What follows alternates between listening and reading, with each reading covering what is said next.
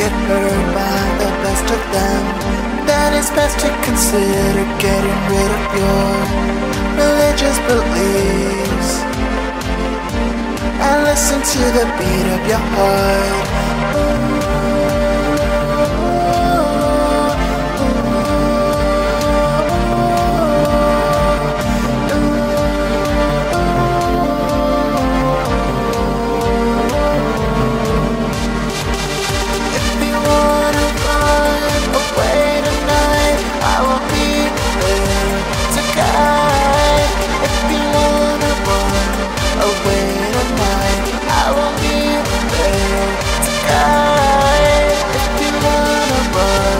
Away tonight, I won't